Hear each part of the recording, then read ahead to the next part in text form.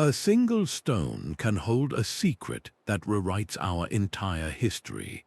Scattered across the globe are precision-cut monoliths, ancient structures with joints so tight, not even a sheet of paper can slip through. These stone marvels defy everything we think we know about medieval tools and technological progress. Why do these buildings from a seemingly simpler time exhibit a level of craftsmanship that appears impossible to achieve?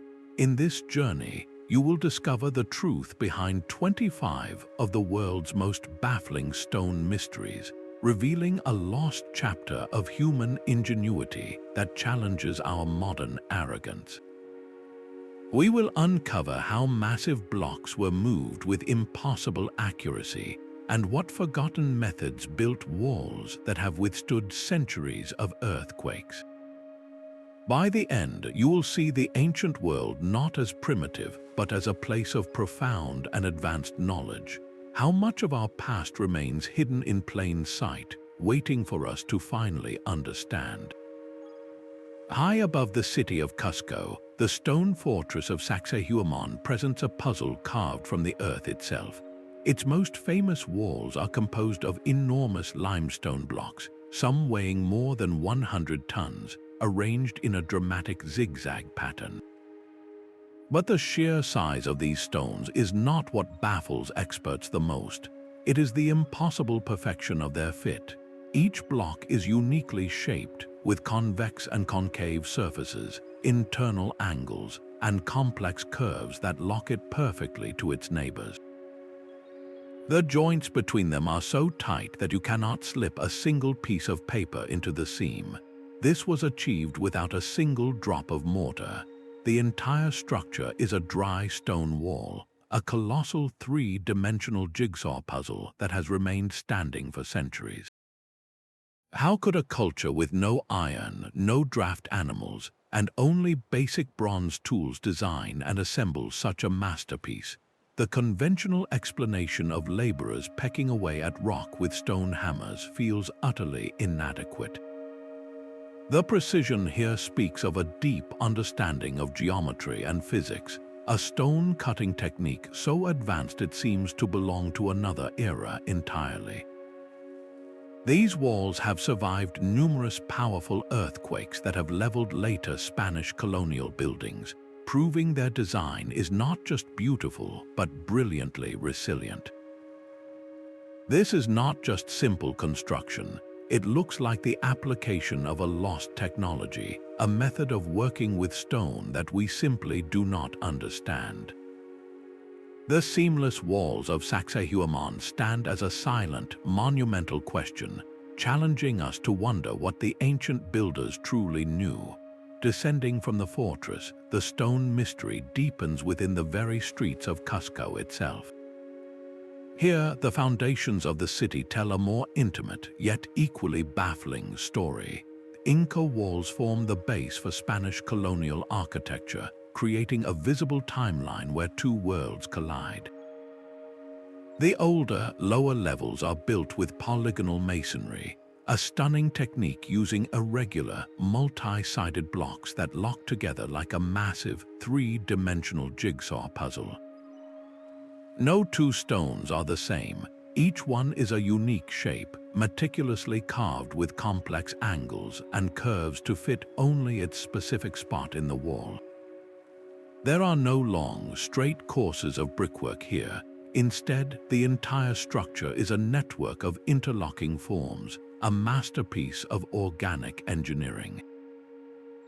This deliberate irregularity is the secret to its legendary strength. When an earthquake strikes, a rigid wall of uniform blocks is prone to cracking and collapsing. But a wall of interlocking polygons can shift, sway, and settle without breaking apart.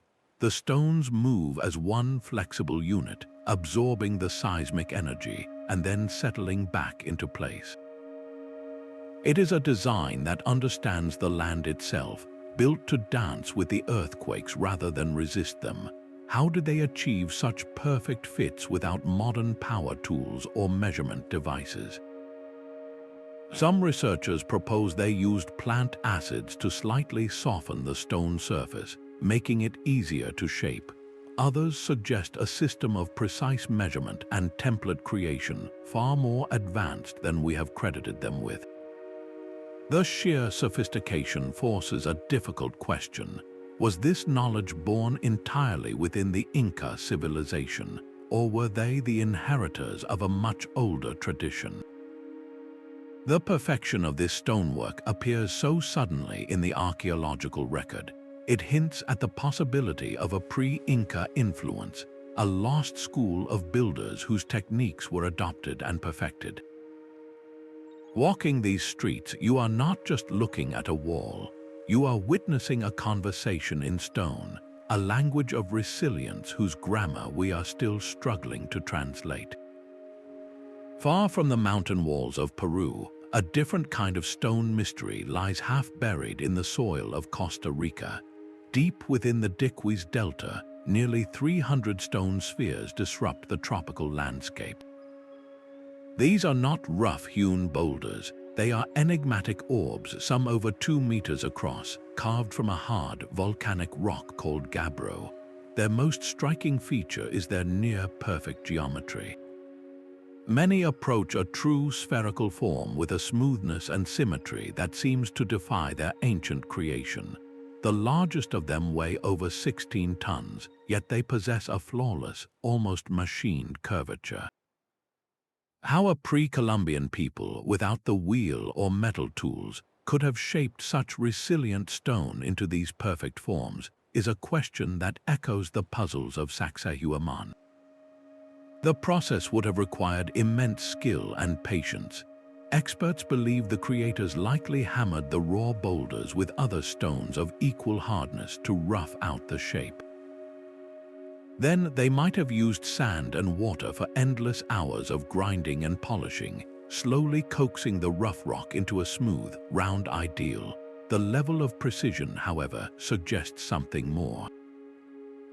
Achieving such symmetry across a massive sphere implies a sophisticated understanding of geometry and a method for consistently checking their work, perhaps with templates or guided measuring devices we have not yet discovered. Their ultimate purpose has been lost to time. Were they astronomical markers aligned to the sun or stars? Some were found in groups, forming straight lines or geometric patterns. Could they have been symbols of power, status symbols for chieftains to display their authority? Or were they part of a larger, lost cosmological system, a physical model of celestial bodies or a map of a forgotten belief? The truth is, no one knows for certain. Their meaning was stripped away when the cultures that made them were displaced, and many spheres were moved from their original locations by later settlers. The existence of these spheres in the Americas is profoundly significant. They stand as a powerful challenge to the old-fashioned idea that such precision and abstract monumentality were the exclusive domain of civilizations in Europe or the Middle East. Here, in the heart of Central America, we find a parallel achievement. This is not an isolated fluke. It is part of a global phenomenon, a recurring pattern of inexplicable stonework that appears on nearly every continent. From the polygonal walls of Peru to the perfect spheres of Costa Rica and far beyond, we see the same fingerprints of a deep, sophisticated knowledge. This pattern urges us to expand our search for answers. It suggests that the drive for perfection in stone and the advanced methods to achieve it may have been a shared, fundamental thread in the ancient world, one we are only just beginning to trace. The mystery of massive stonework now shifts continents to a place where the scale of the endeavor becomes almost incomprehensible. In the Bekaa Valley of Lebanon, the ruins of the Roman temple complex at Baalbek stand upon a foundation that predates the Romans by millennia. Here lies the Trilithon, a wall of 3 limestone blocks so enormous they seem to belong to the realm of myth. Each one is a behemoth measuring over 19 meters long and weighing an estimated 800 tons. That is the equivalent of two fully loaded jumbo jets carved from a single piece of stone. Their sheer mass is staggering, but the true puzzle lies in their placement. These blocks were quarried from a site over a kilometer away, dragged up a slight incline, and then lifted to a height of over 7 meters to form a seamless, level platform. The Romans, master engineers in their own right, built their grand temples directly atop this pre-existing megalithic foundation, as if acknowledging they were building upon a work of giants. How was such a feat possible with the technology of the ancient world? The conventional tools attributed to the site, wooden rollers, ropes, and sheer manpower, strain credibility when faced with 800 tons of solid rock. The logistical nightmare is profound. To move just one of these stones would require the coordinated effort of thousands of laborers pulling on ropes that would themselves be impossibly thick and strong.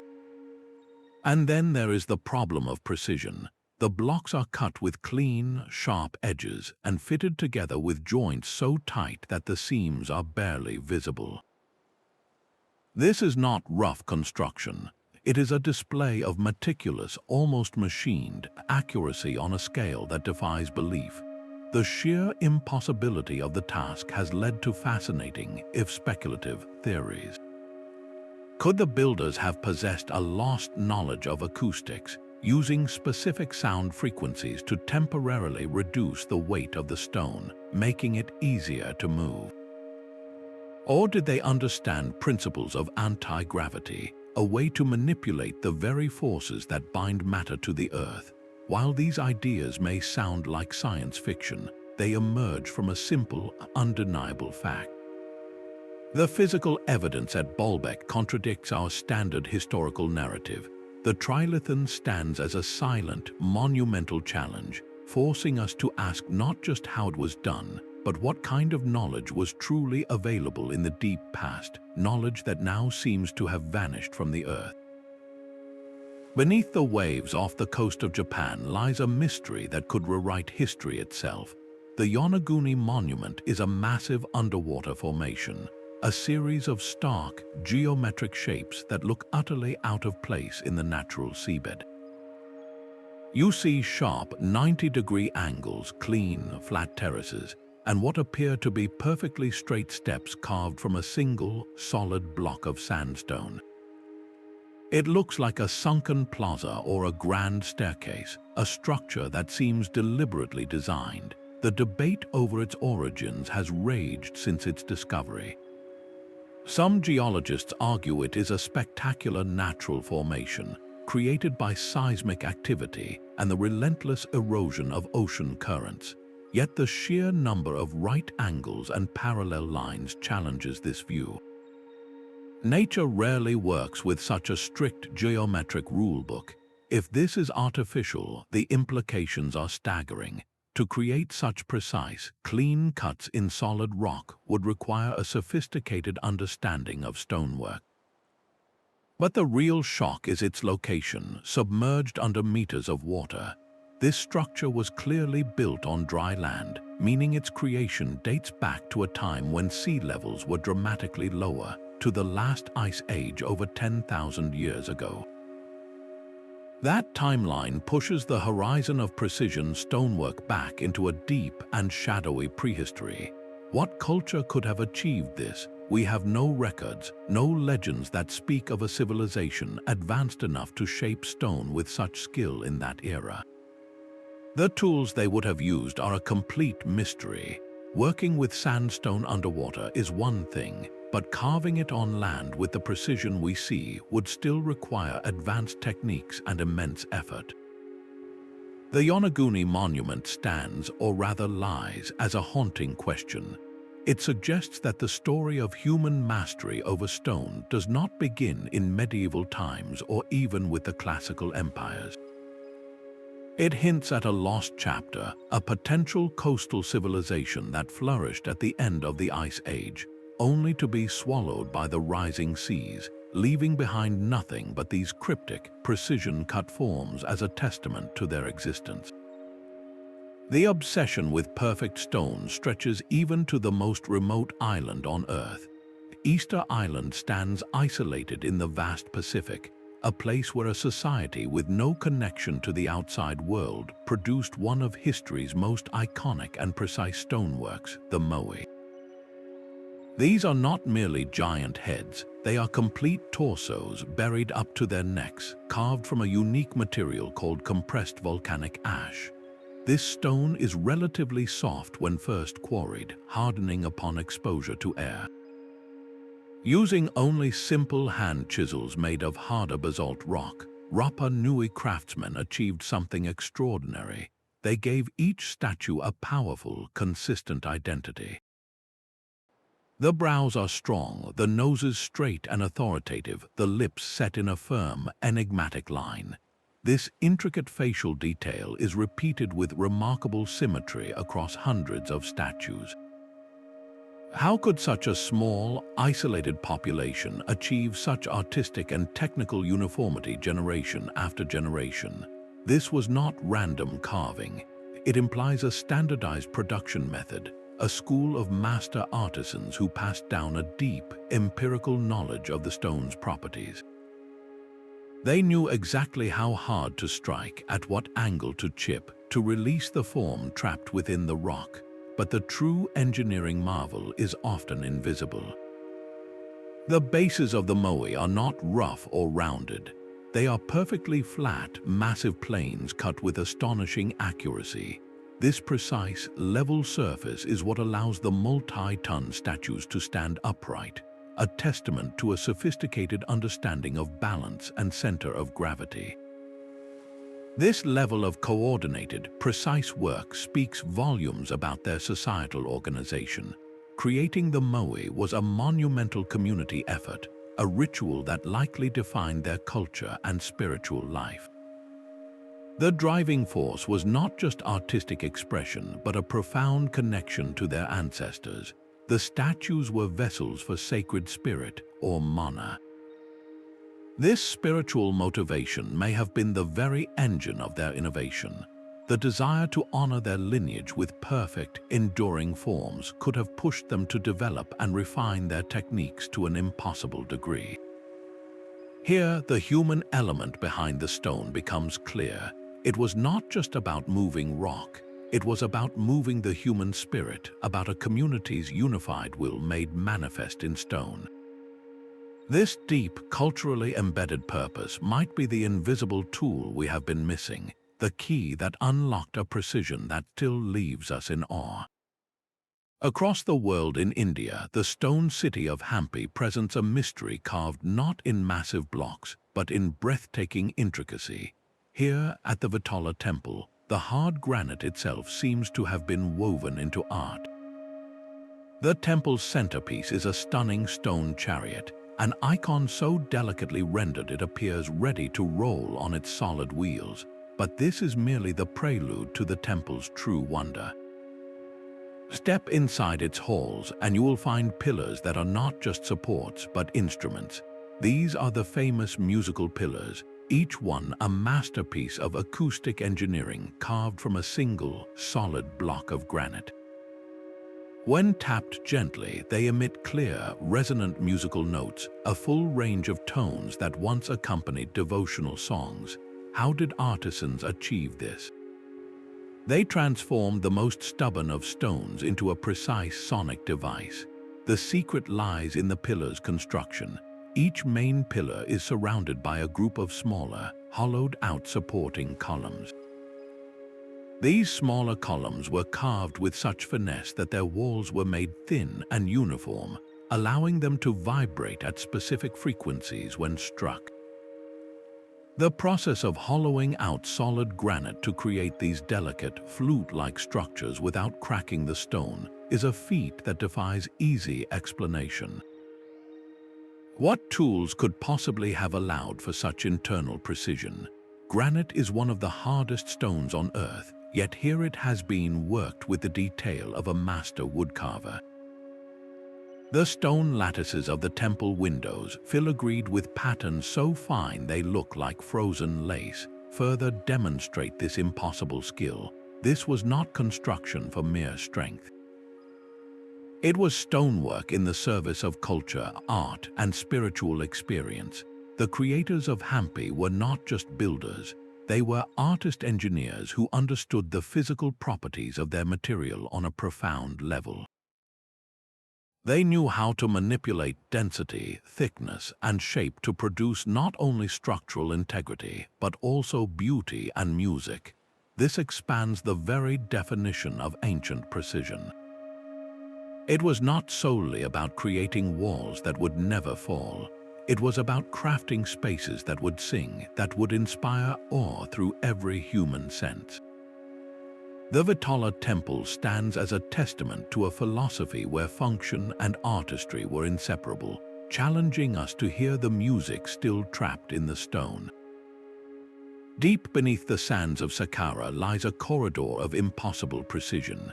The Serapeum is an underground necropolis, a long, dark tunnel lined with colossal boxes that defy all logic. There are 24 of them, each one a single sarcophagus carved from solid granite or basalt. These are not rough stone coffins. They are masterpieces of engineering, with walls polished to a mirror-like sheen so flawless you can see your reflection. Their surfaces are perfectly flat, and their corners, both inside and out, are so sharp and precise they could cut paper. The sheer weight is staggering, with each box estimated to weigh over 70 tons. But the material is the true heart of the mystery. They are made from granite and basalt, two of the hardest stones on Earth. Working these materials even today requires diamond-tipped saws and industrial polishing tools. Yet here, in these shadowy tunnels, ancient artisans achieved a level of smoothness and geometric perfection that modern craftsmen would find incredibly difficult to replicate. How was this even possible? The conventional explanation of copper chisels and sand abrasives feels woefully inadequate. Bashing granite with soft copper would accomplish almost nothing. Rubbing it with sand would take lifetimes to achieve this glass-like finish, especially on such a massive scale and in such confined, dark spaces. The precision of the right angles and the razor-sharp edges point to a machining process, a method of cutting and shaping that seems to belong to our era, not the ancient world.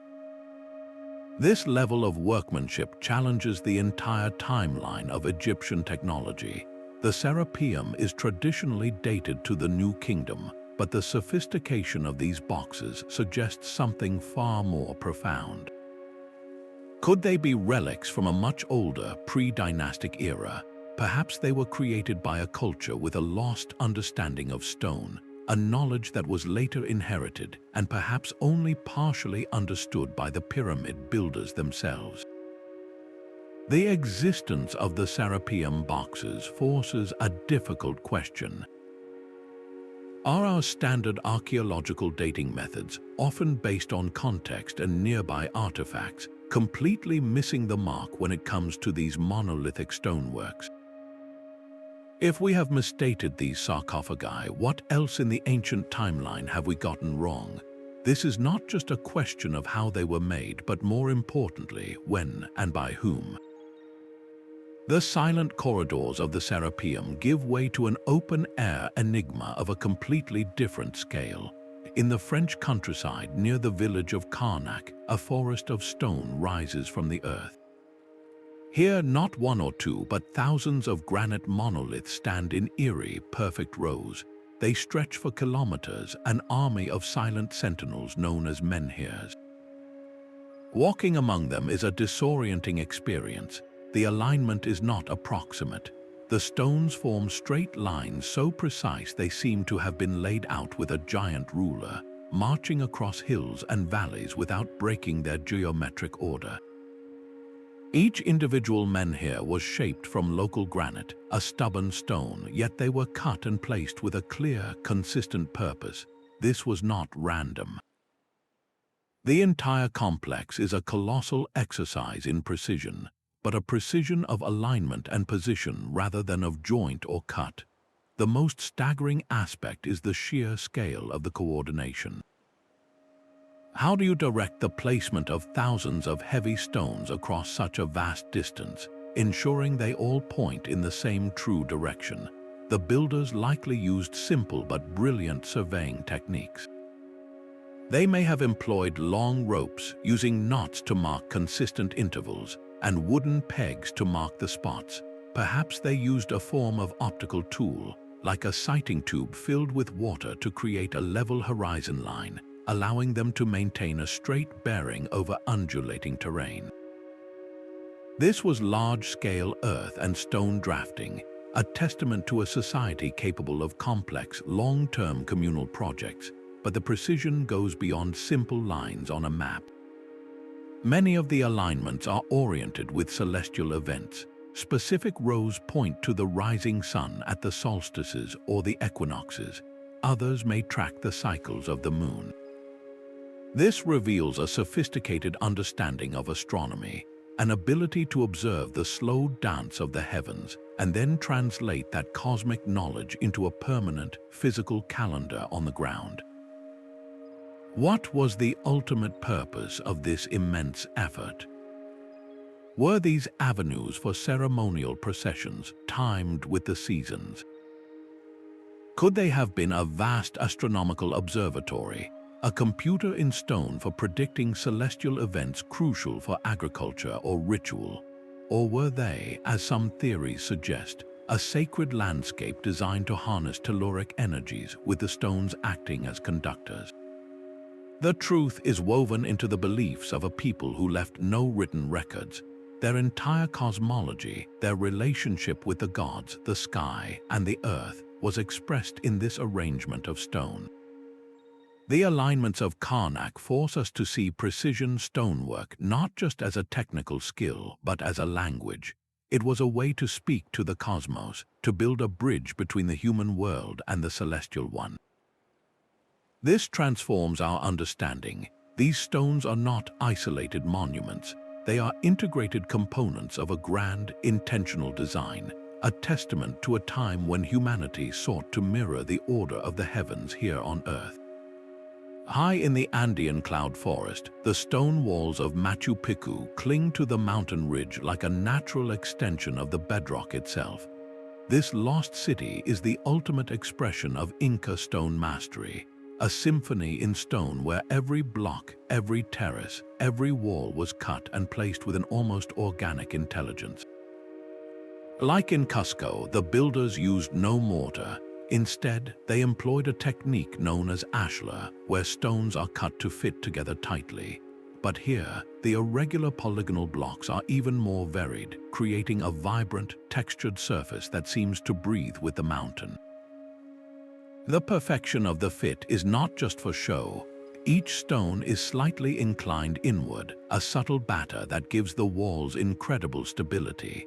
The builders also integrated hidden drainage channels behind the walls, allowing rainwater to flow through and away without causing hydrostatic pressure that would burst a rigid structure apart. This is engineering that anticipates the challenges of heavy rain and frequent tremors. How could a team of builders working on a remote mountain peak test the fit of these complex, multi-angled stones without modern lasers or levels? The process was likely tactile and iterative.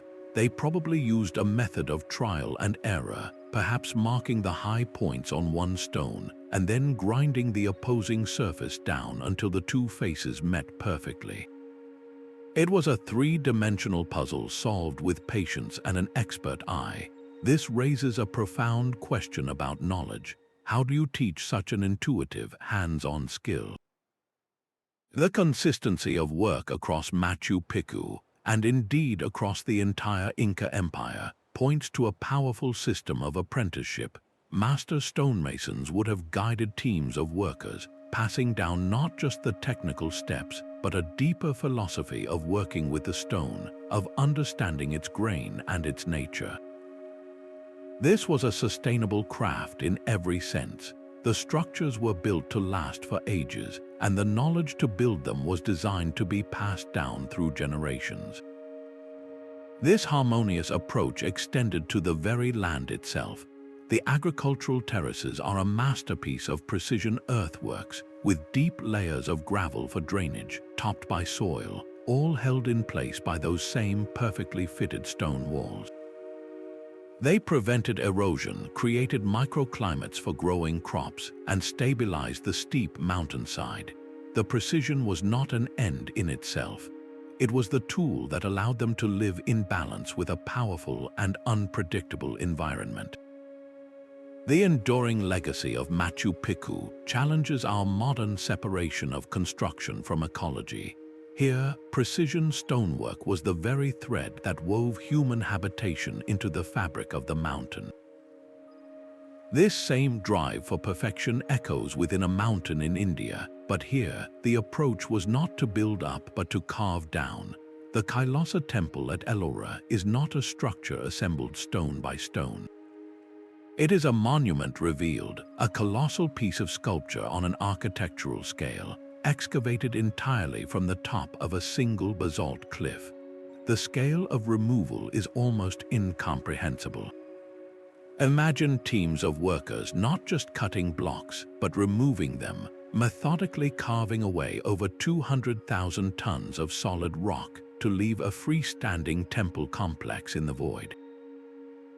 This was a subtractive art where every strike of the chisel was permanent. There was no going back, no fixing a misplaced pillar or a misjudged chamber wall.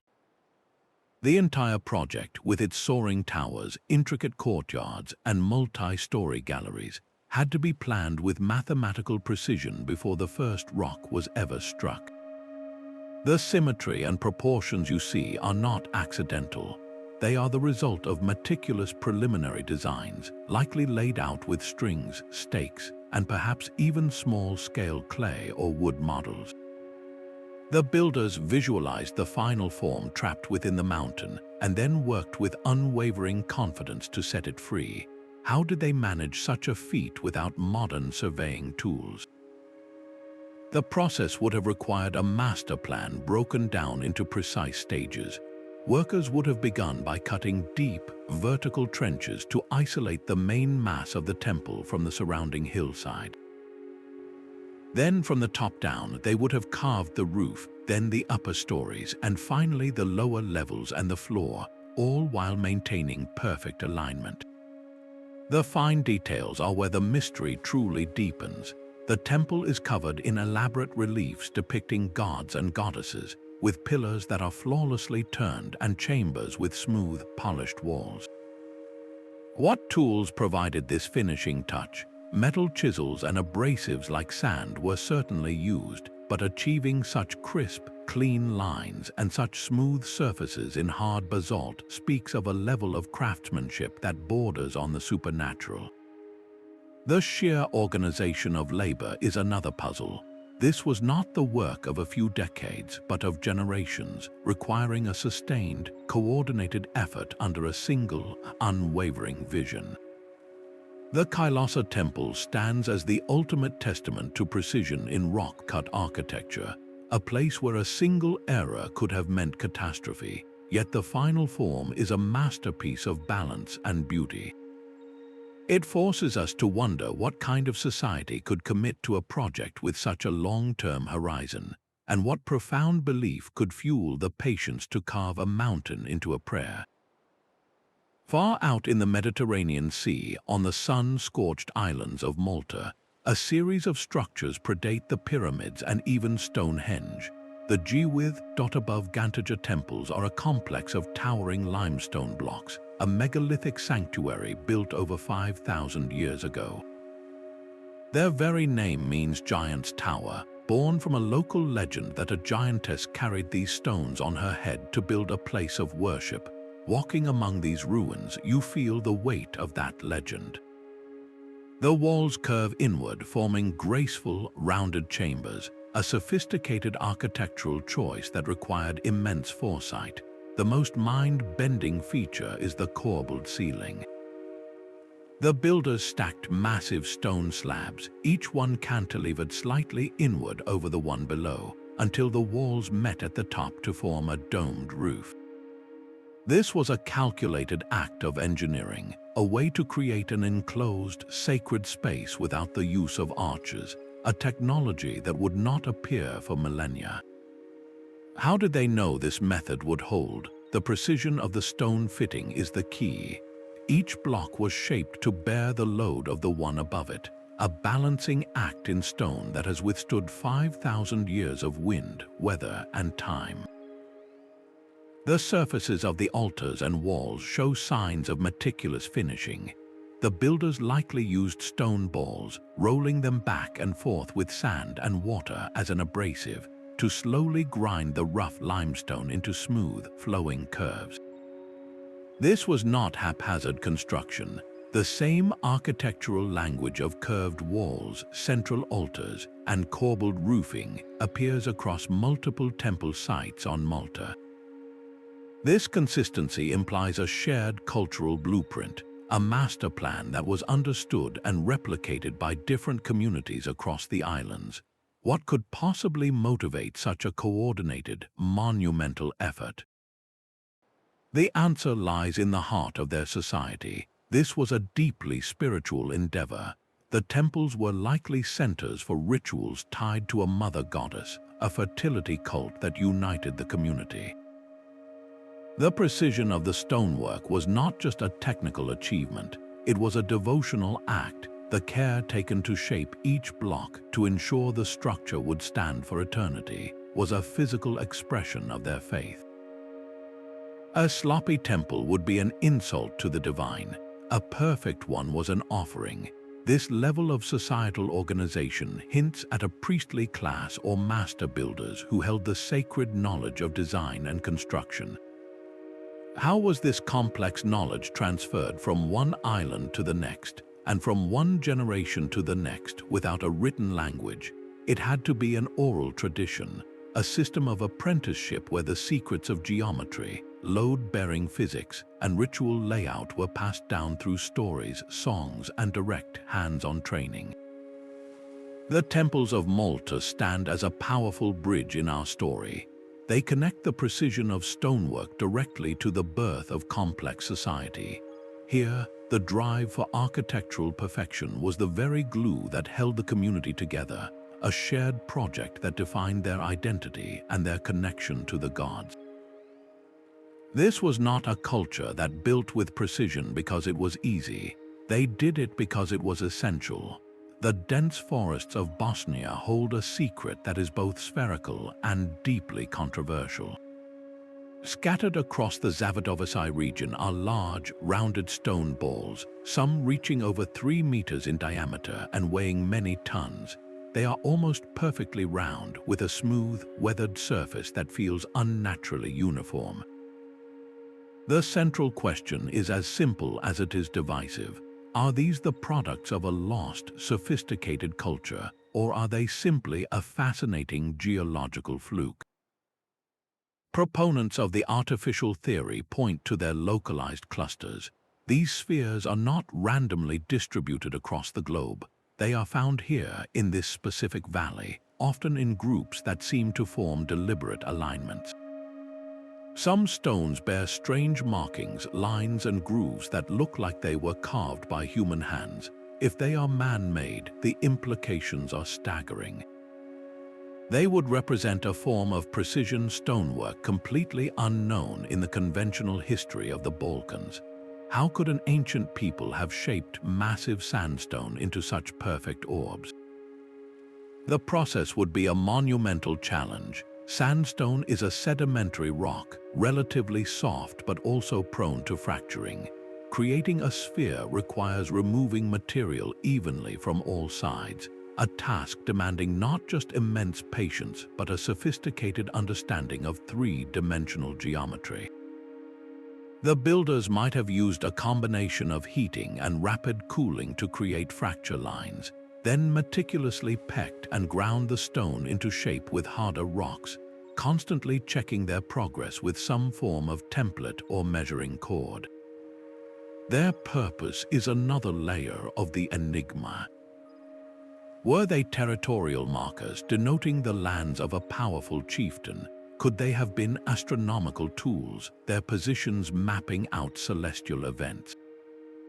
Or were they sacred objects, representations of the sun or the cosmic egg in a forgotten belief system? The other side of the debate, voiced by many geologists, offers a compelling natural explanation. They argue these are examples of concretion, a process where mineral cement precipitates and hardens around a central core within sedimentary rock. Over millions of years, this concretion can form spherical shapes, and subsequent erosion can expose them, sometimes in clusters. The markings could be the result of natural weathering or the remnants of different sedimentary layers wearing away at different rates. This scientific skepticism is a crucial part of the story. It forces us to confront the immense difficulty of distinguishing human artistry from the patient, random hand of nature. The Earth is a master sculptor in its own right, capable of producing forms that appear intelligently designed. The Bosnian spheres sit at this frustrating crossroads. The debate itself is a microcosm of a much larger challenge in unraveling ancient mysteries. It highlights the absolute necessity of interdisciplinary work, where archaeologists, geologists, and engineers must collaborate, setting aside preconceived notions to let the evidence speak. The controversy teaches us a vital lesson about caution. The desire to find lost civilizations is powerful, but it must be tempered with rigorous scientific scrutiny. Not every strange stone is a relic of a forgotten age, but some just might be. This careful, sometimes contentious process of investigation prepares us for the next great disputed site, where the line between natural wonder and human genius becomes even more blurred. The debate over the Bosnian spheres reveals a critical challenge, the fine line between nature's art and human genius. This challenge deepens dramatically with a discovery in southern Turkey that shatters the very timeline of civilization. Göbekli Tepe is not merely an old site. It is the world's oldest known temple complex, predating Stonehenge by a staggering 6,000 years. Built over 11,000 years ago, this is a place where hunter-gatherers, people we have always pictured as nomadic and simple, accomplished the impossible. They carved and erected massive, T-shaped limestone pillars, some weighing over 20 tons, and arranged them into great stone circles. The pillars themselves are works of art, covered in detailed, low-relief carvings of animals, foxes, boars, cranes, and scorpions, frozen in motion on the stone. But the true marvel is not the art, it is the engineering. Each of these colossal pillars was fitted into a precisely carved socket in the bedrock floor. The fit is remarkably accurate, a testament to a pre-planned design executed with stunning skill. How do you achieve such precision with nothing but flint tools? The limestone was quarried from local bedrock, and researchers believe they used simple stone hammers and flint chisels to rough out the shapes. The final fitting, however, required something more. It demanded an intimate knowledge of the stone, a patient process of grinding and polishing to ensure the base of the pillar locked perfectly into its socket, creating a stable structure that has endured for millennia. This level of work implies a skilled labor force, a division of roles where some quarried, some carved, and some were master planners. This is the heart of the mystery. According to everything we thought we knew, this should not have happened. This temple was built before settled agriculture, before pottery, before writing. The conventional story tells us that only after humans settled down to farm, producing a surplus of food, did they have the time and organization to build monumental structures. Göbekli Tepe turns that story completely on its head. Here, it appears the drive to build this precise, sacred place may have been the catalyst that forced hunter-gatherers to organize, to cooperate on a grand scale, and perhaps even to settle down. The precision of the stonework did not result from complex society. It may have created it. The very act of carving these pillars and aligning them into circles required a shared belief system so powerful it could coordinate hundreds of people for generations. This was not the end result of the Neolithic revolution. It was very likely the spark that started it. The perfect sockets and aligned pillars of Göbekli Tepe are not just stone. They are the foundation of civilization itself, a silent question carved into the earth that forces us to rewrite our own origin story. Descending into the underground city of Derinkuyu is like stepping into a perfectly engineered subterranean world. This is not a simple cave network, but a multi-level metropolis carved with astonishing accuracy deep into the soft volcanic rock of Cappadocia. The city plunges 18 stories down, a labyrinth of living quarters, stables, churches, and wine presses, all interconnected by a web of narrow corridors. The precision here is not about tight joints, but about the absolute mastery of negative space, of knowing exactly what rock to remove to create a stable, breathable, and secure environment. Every corridor was deliberately carved to be narrow and low-ceilinged, a design that forced any potential invaders to enter single file, making them easy to defend against. This was a city built with defense as its primary purpose. The most iconic examples of this precision are the massive circular stone doors. These are not crude boulders. They are immense disc-shaped slabs of rock, meticulously shaped to roll perfectly into a carved recess in the doorway, sealing the passage with a tight, secure fit. They functioned like giant millstones operated from within, and once closed, they were virtually impossible to force open from the outside. How did the builders achieve such perfect balance and fit for these multi-ton stone plugs in such confined, dark spaces? The volcanic tuff they carved into is the key. It is soft enough to be worked with simple hand tools like stone picks and shovels, yet it hardens upon exposure to air, creating a durable, stable structure. The efficiency of the excavation is staggering. They likely used a method of coordinated teams, starting from a central shaft and expanding outward and downward, level by level. The structural integrity was maintained through a profound understanding of load distribution. They left strategic pillars of untouched rock to act as natural supports for the ceilings, and they curved the corners of rooms and corridors to prevent stress points that could lead to collapse. This was intuitive but brilliant engineering. The city even had over 50 ventilation shafts, each one meticulously bored from the deepest levels all the way to the surface, providing fresh air to thousands of inhabitants while also serving as cleverly disguised wells. This entire complex stands as a monumental lesson in ancient disaster preparedness. It was a refuge, a shelter designed to protect entire communities from invading armies or harsh environmental threats on the surface. The precision of Derinkuyu speaks to a society that planned not just for the present, but for generations of uncertainty, carving their security directly into the living rock. The precision of stone circles extends far beyond the familiar menhirs of Europe. In the heart of West Africa, along the lush banks of the Gambia River, stand the enigmatic circles of Senegambia.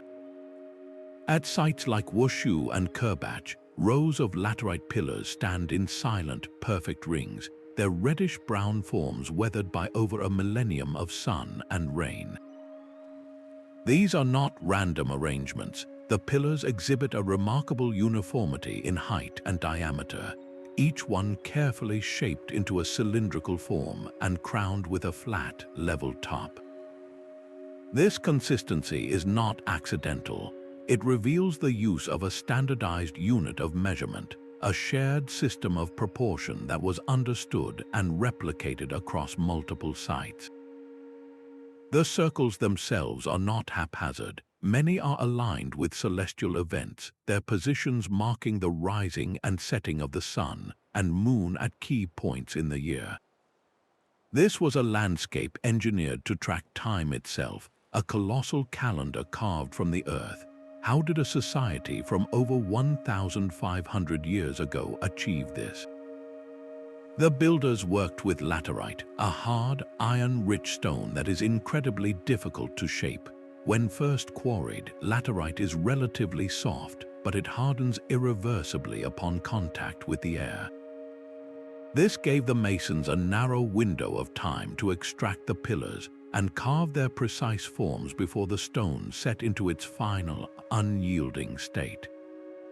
They used iron tools, a technology that was advanced for the region at the time, but the process of achieving such uniform cylinders with such basic equipment remains a profound puzzle. The sheer labor involved speaks of a highly organized society. Quarrying, transporting, and erecting hundreds of these multi-ton pillars required a coordinated community effort, directed by a powerful central authority or a deeply held common belief. Who were these people? The truth is, we know almost nothing about them. They left no written records, and their identity has been lost to time. The current local Mandinka people have their own rich traditions about the circles, often associating them with ancient burial grounds of kings or chiefs, but the original builders remain a mystery. This silence makes the stones themselves the only testament to their existence. The existence of the Senegambian circles is crucial because it shatters a long-held, narrow perspective. For too long, the story of advanced stonework and astronomical observation was told primarily through a European or Middle Eastern lens. These perfect rings in West Africa forcefully challenge that Eurocentric narrative. They prove that the drive for precision, the desire to build in harmony with the cosmos, and the technical skill to execute such visions were not the exclusive property of any one continent or culture. This was a global human impulse. From the pillars of Senegal to the monoliths of Carnac and the temples of Malta, we see the same pattern emerging independently across the world. The story of our ancient past is not a single thread, but a magnificent, interconnected tapestry of human ingenuity. The silent circles of Washu stand as a powerful reminder that history is full of missing voices, urging us to look wider and listen more carefully to the stories still being told by the stones. The silence of the Senegambian circles gives way to a landscape where faith literally moved mountains. In the highlands of Ethiopia, the town of Lalibela is home to a wonder that seems to defy both gravity and reason. Here, 11 churches are not built upon the earth, but excavated directly from it, each one a single, monumental piece of sculpture carved from solid volcanic rock. The scale of the undertaking is almost beyond belief. Architects did not assemble these structures stone by stone. Instead, they envisioned the complete form of a church, its roof, walls, windows, and interior columns, and then carved away everything that was not the church, working from the top down. The most iconic of these, Bet Georges, or the Church of St. George, is a perfect cross, a 15-meter-tall testament to devotion, hewn into a deep, square pit. Its roof, carved with a symbolic Greek cross, remains connected to the surrounding plateau, a masterpiece of negative space. The precision of the work is breathtaking. Inside, you find intricate windows shaped like crosses, pillars turned with perfect symmetry, and arches that curve with geometric grace, all carved from the living rock.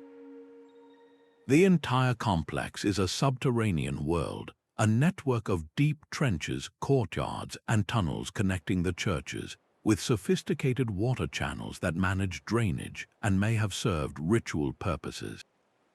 How could such detail be achieved in volcanic tuff, a rock that is soft when first cut but hardens over time? The builders used a combination of tools, likely iron chisels and picks, but the true secret was their method.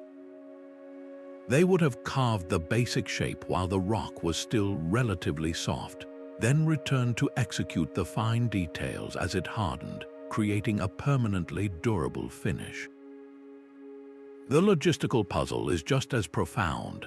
How did they light and ventilate these deep, enclosed spaces during the years of excavation? They almost certainly used a system of strategically left open shafts and channels, allowing sunlight to filter down from above and air to circulate, preventing the workers from suffocating in the dust-filled darkness. This was not mere construction. It was an act of profound piety. Every aspect of Lalibela, from the alignment of the churches to the symbolism carved into every surface, was designed to recreate a new Jerusalem for pilgrims who could not reach the Holy Land. The precision of the stonework was a form of prayer, a physical manifestation of a spiritual ideal. The builders believed they were crafting a direct gateway to the divine, and this faith, more than any tool, may have been the true engine of their innovation. The churches of Lalibela stand as the ultimate fusion of precision and devotion, a place where the very rock was shaped by belief, challenging us to see that the greatest human achievements are often born not from what we can hold in our hands, but from what we hold in our hearts. High in the rugged mountains of Romania, the citadel of Sacsayhuamán Regia stands as a final, defiant bastion of precision. This was the spiritual and political heart of the Dacian kingdom, a civilization that flourished in isolation, crafting sanctuaries from a stubborn stone called andesite.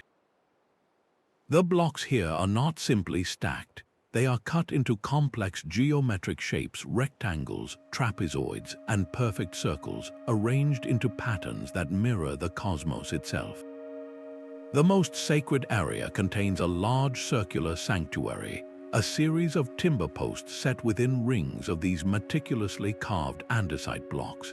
The entire complex is a giant astronomical instrument, its alignments pinpointing the solstices and equinoxes with uncanny accuracy. How could a culture largely isolated on its Carpathian plateau develop such a sophisticated understanding of celestial mechanics and the stoneworking skill to enshrine it? The Dacians were master metalworkers renowned for their iron, and this metallurgical expertise likely provided the durable tools needed to shape the tough andesite. But the true tools of their trade were intellectual. They almost certainly used simple but brilliant devices like the gnomon, a vertical pole that casts a shadow whose length and direction track the sun's path across the sky. With this and water levels to create perfectly flat foundations on a sloping mountaintop, they could map the heavens directly onto the earth. This was not just architecture. It was a sacred dialogue with the universe, a way to mark time, organize rituals, and affirm their connection to the divine order. The perfection of Sacsayhuamán, however, was not destined to last. Its very precision made it a target. The Roman Empire, seeing the powerful, unified kingdom as a threat, launched a series of brutal campaigns. After a long and difficult war, the legions finally breached the mountain fortresses. The conquest was total. The Romans systematically dismantled the sanctuaries, tearing down the sacred circles and crushing the Dacian state. This was more than a military victory. It was an act of cultural annihilation. The specialized knowledge of the stonemasons and astronomer priests, the very people who knew how to read the stones and the stars, was scattered, suppressed, or lost forever. The case of the Dacians is a haunting lesson. It shows us that advanced technological knowledge is fragile. It can be erased not by time but by force. How many other methods of precision stonework, how many other ways of seeing the world, have vanished from history because a conquering army saw them as a threat?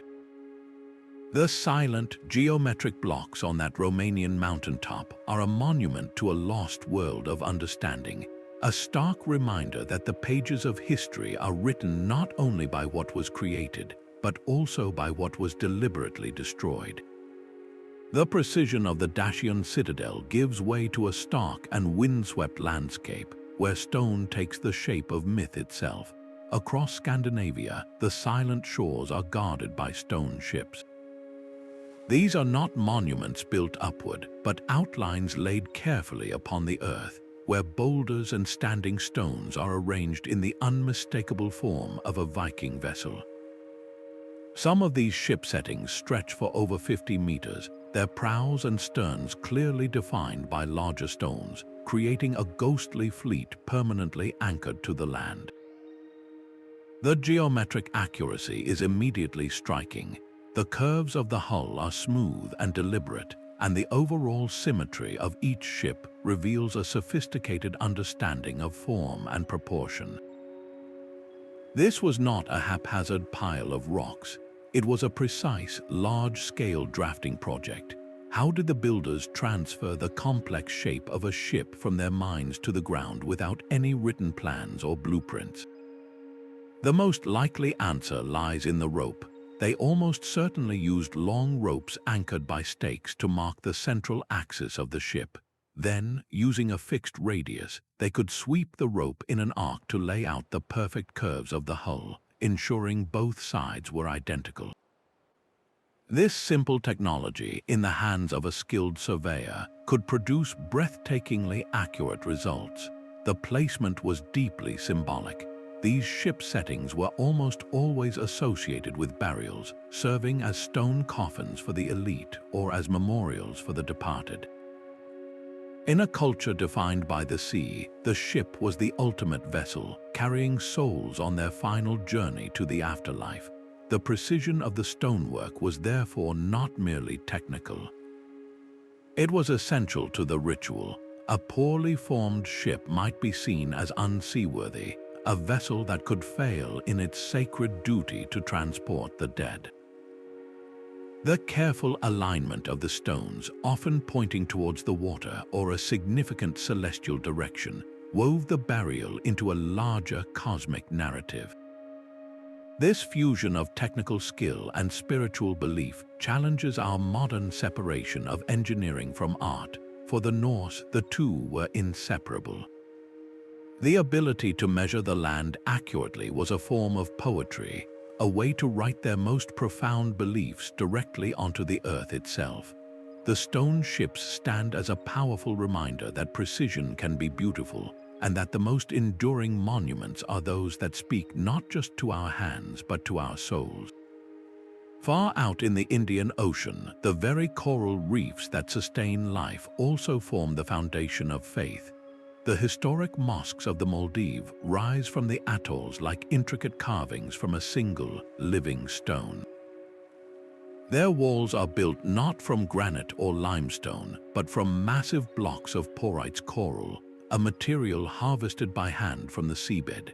Imagine the immense effort of divers carefully selecting and cutting these blocks underwater, then raising them to the surface to be shaped and dried. Once exposed to air, the coral hardens into a workable stone, yet it remains a fragile and brittle substance. The master builders faced a monumental challenge. How could they construct monuments to withstand centuries of tropical storms and salty air using a material that seems so delicate? Their genius lay in the cut. Each coral block was meticulously shaped into a unique, interlocking form. The joints between them were so precise that they locked together without mortar, creating a unified, flexible structure that could sway and absorb the energy of the wind rather than shatter against it. This was a dry stone wall technique adapted for a tropical environment, a testament to their deep understanding of both their material and their climate. But the precision did not stop at the walls. Look upward, and you will see arches and domes crafted with mathematical harmony. The proportions are not accidental. They reflect a sophisticated knowledge of geometry, likely influenced by cultural exchanges across the Indian Ocean. Traders and scholars from Arabia, India, and beyond would have brought architectural ideas, which Maldivian artisans then interpreted using their own local coral stone. The final, breathtaking layer is the lacquerwork, Intricate carvings cover the panels and beams, their designs flowing with an organic precision that mirrors the coral's own natural patterns.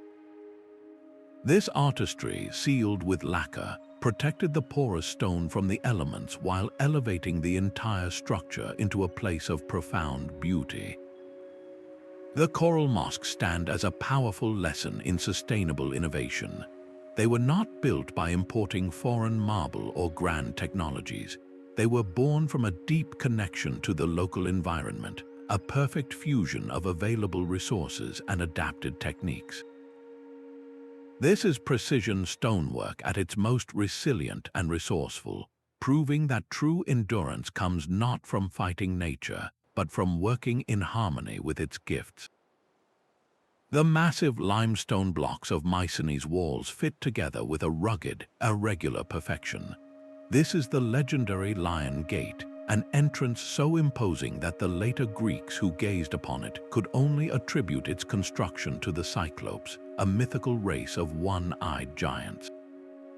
The stones are not uniform bricks but colossal polygonal puzzles, each one uniquely shaped to lock tightly against its neighbors.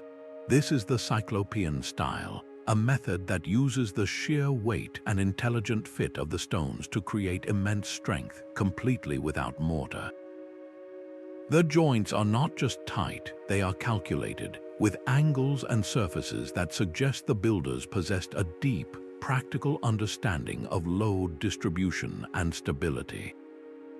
Moving these multi-ton blocks into place would have required more than just brute force. It speaks to a society capable of sophisticated logistics, likely employing systems of levers, ramps, and wooden rollers, all coordinated by teams of laborers working under a single, powerful command. Who directed this army of workers, and how did they feed and house them for the years such a project would demand? The precision here was not born from a quest for beauty, but from a stark necessity for defense. These walls were a declaration of power and a shield against invasion, their impossible scale designed to intimidate any approaching army. This military imperative drove the Mycenaeans to refine their stoneworking to such a degree that their methods became the stuff of legend. Their Cyclopean legacy did not vanish with their civilization. The sheer, raw power of this architectural style echoed through the centuries, influencing the foundational aesthetics of later Greek construction. The desire to build imposing, enduring structures, a testament to a city's strength, was a lesson the classical Greeks learned from the ruins of their own mythical past. High on the Anatolian plateau, the wind whispers through doorways carved directly into the cliffs. These are the stone tents of Phrygia, a city of the dead where artisans performed a kind of architectural magic. They looked at the transient world of their nomadic ancestors, a life defined by woven tents and wooden frames, and decided to make it permanent. Using only hand tools, they recreated the entire aesthetic of a fabric tent in solid volcanic tuff. You can see the pitched roof, the supporting wooden beams, and the intricate patterns of a textile wall, all meticulously chiseled into the stone face. The precision here is not about tight joints, but about perfect imitation. Every line is clean, every geometric pattern is flawlessly repeated, and the surfaces are smoothed to a uniform finish. How did they maintain such consistency across a vast rock surface with simple tools? The softness of the tuff was both a blessing and a curse. It allowed for detailed work with iron chisels, but one misplaced strike could ruin the entire illusion. The artisans likely used guides, perhaps strings coated in pigment to mark straight lines, or wooden templates to replicate complex patterns. This required not just a steady hand, but a profound artistic discipline, an unwavering commitment to symmetry. Why go to such lengths to freeze a nomadic lifestyle in stone? For the Phrygians, these facades were far more than tombs. They were a powerful statement of identity. By translating their ephemeral heritage into an enduring medium, they were declaring that their culture, their memory, would not fade away. The precision of the carving was an act of preservation, a way to anchor a wandering people to a specific place and history. It speaks to a universal human desire to be remembered. In a world of temporary shelters, they built a permanent home for their legacy, proving that the greatest precision can sometimes be found in the most delicate art of remembrance. The windswept Isle of Lewis holds a stone circle that is a conversation with the moon itself. The Callanish stones rise from the peat bog like a petrified forest, their dark gneiss forms arranged in a unique cross-shaped pattern centered on a dramatic stone circle. This is not a random arrangement. Each of these towering monoliths was deliberately placed to frame specific celestial events, their most profound alignment tied to the complex 18.6-year cycle of the lunar standstill. Every 2 decades, the moon appears to skim along the southern horizon, and at Callanish, a long avenue of stones perfectly channels this low, dramatic passage, as if guiding the celestial body through a sacred corridor. The builders did not merely drop these stones into holes. They selected local gneiss and shaped each pillar to taper elegantly toward the top, a conscious aesthetic choice that gives the entire complex a sense of reaching toward the sky. Why go to such trouble? The precision of the placement reveals a deep, generational observation of the heavens. Tracking the lunar standstill requires patience spanning decades, a commitment to recording the moon's most extreme positions in its long, slow dance. This knowledge was then translated into a permanent stone calendar, a colossal machine for predicting time itself. How did a Neolithic community with only simple tools and sheer manpower manage to transport these multi-ton stones and erect them with such pinpoint accuracy? The gneiss was quarried locally, but moving it across the boggy terrain would have required a coordinated effort of log rollers, ropes, and immense communal will. Erecting the stones demanded a sophisticated understanding of leverage and balance, likely using a combination of ramps, pivots, and carefully dug pits to raise each pillar into its exact, predetermined position. The rituals that took place here are lost to time, but the architecture speaks volumes. The central circle and radiating avenues create a stage, a ritual landscape designed for a community to gather and witness the moon's most dramatic performance. It must have been a moment of profound power when the moon, the stones, and the people were all in perfect alignment. This connection between precision stonework and lunar cycles is a powerful reminder. It shows us that for our ancestors, building with accuracy was not an end in itself. It was the essential tool for weaving human life into the fabric of the cosmos, for creating a fixed point in a turning world. The silent, waiting stones of Callanish prepare us for a final, unifying thought, a glimpse into the universal human spirit that sought to build its own permanence among the stars. These strange conical roofs dot the Italian countryside like something from a fairy tale. The trulli of Apulia are dry stone huts built entirely from limestone slabs, assembled with such precision that not a single drop of mortar was ever used. Their secret lies in the perfect fit of each stone. The builders worked with a simple, profound understanding of balance. They selected flat limestone chunks, carefully shaping them with hand tools to create a tight, interlocking puzzle. The walls are thick and slightly inclined inward, creating a stable base for the most remarkable feature, the domed roof. This roof is constructed in 2 distinct layers. The inner layer is made of large, corbelled stones, each one cantilevered slightly inward over the one below, steadily narrowing the space until it forms a perfect, self-supporting dome. Then an outer layer of thin, flat limestone slabs is laid on top. These final slabs are the key to the trullo's magic.